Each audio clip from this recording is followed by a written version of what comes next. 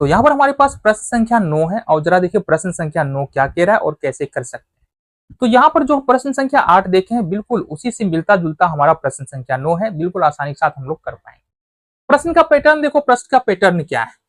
यहाँ पर हमारे पास एक बहुपद दिया है X cube minus plus 10 X square plus A X plus B.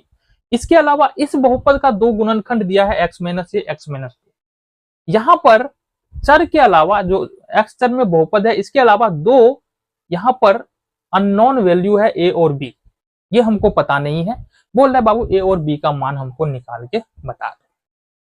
ठीक है, ये हमको यहां से निकालना।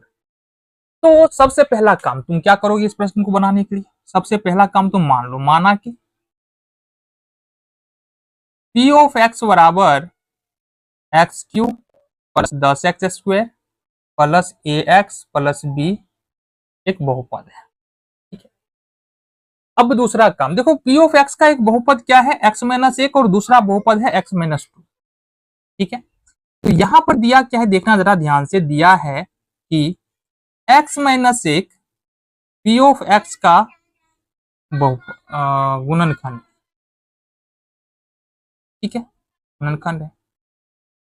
तो इट मीन्स होगा क्या, इट मीन्स होगा क्या कि अगर हम पी ऑफ 1 करेंगे तो ये होगा 0 के बराबर। अब ये कहां से आया, देखो पी ऑफ एक्स कोई बहुपद है, इसका एक गुणनखंड एक्स प्लस ए है, तो पी ऑफ माइनस ए बराबर 0 होगा।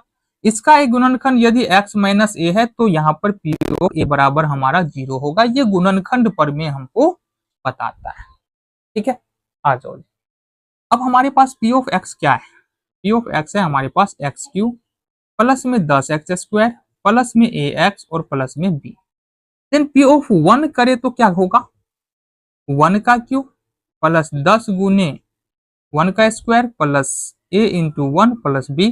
क्योंकि पी ऑफ 1 बराबर 0 होगा तो बराबर में 0 हो जाएगा। यहां से ये होगा 1 प्लस 1 का स्क्वायर 1, 1 को 10 से गुना करेंगे 10 प्लस ए प्लस बी बराबर 0। 10 और 1 कितना हो गया 11। इसका मतलब बोल सकते हैं ए प्लस बी, और 11 को अगर दूसरी तरफ ले जाएंगे तो माइनस में 11 हमारा हो जाएगा, और ये बना हमारा समीकरण नंबर 1। ठीक है जी, चलो जी दूसरे वाले गुणनखंड पे चलते हैं। तथा x माइनस 2 भी पी ऑफ एक्स का गुणनखंड है। इसका मतलब क्या होगा, पी ऑफ 2 बराबर 0 क्यों होगा, गुणनखंड पर में से, गुणनखंड पर में से हमने समझाया है बाबू, अभी अभी समझाया है। ठीक है, अगर हर स्टेप पे फिर अगर तुमको बताने लग जाए तो फिर पीछे क्यों समझाए। ठीक है, चलो अब पी ऑफ एक्स फिर से वही है हमारे पास, सेम प्रश्न है, X cube plus 10 X square plus A X plus B. अगर पी ऑफ 2 रखते हैं मतलब जहां x है वहां 2 रखना है, तो 2x की जगह पर 2 का क्यू प्लस 10 एक्स स्क्वायर का मतलब होगा 10 गुने एक्स स्क्वायर, तो 10 गुने एक्स स्क्वायर की जगह पर 2 का स्क्वायर प्लस ए इंटू हो जाएगा 2 और प्लस में बी। और ये चूंकि पी ऑफ 2 बराबर 0 होगा तो बराबर में 0 लेना है हमको। ये हो जाएगा 8 2 दूना 4 10 चौका ये हो जाएगा 40, ये होगा प्लस में 2a और प्लस में b बराबर में 0। ये हो जाएगा हमारा 40 और 8 48, इसको उठा के इधर ले जाएंगे तो ये दूसरा समीकरण बनेगा हमारा 2a प्लस बी बराबर माइनस का 48। ये समीकरण नंबर हमारा 2 यहाँ से बन के निकल के आ जाएगा। क्लियर है, आगे देखो, हमको चाहिए इस वाले प्रश्न में a और b का मान। हमने क्या किया है, अभी तक 2 समीकरण बनाया है, तो अब दोनों समीकरण को यदि सोल्व करे तो ए बी का मान आ जाएगा। तो देखो यहां से समीकरण 1 और 2 से, तो बेसिकली समीकरण 1 क्या है हमारा, समीकरण है ए प्लस बी बराबर माइनस 11, ए प्लस बी बराबर माइनस का 11, और समीकरण 2 है हमारा 2a प्लस बी बराबर माइनस 48, 2a प्लस बी बराबर माइनस का 48। अब देखो यहां से गुणांक b का बराबर है, पहले समीकरण में भी b का गुणांक 1, दूसरे समीकरण में भी b का गुणांक 1। तो इसको सोल्व करने के लिए हमको समीकरण 1 में से 2 को घटाना पड़ेगा, तो घटाने के लिए नीचे का चिन्ह बदल जाता है ना। तो लिख देंगे यहां घटाने पे,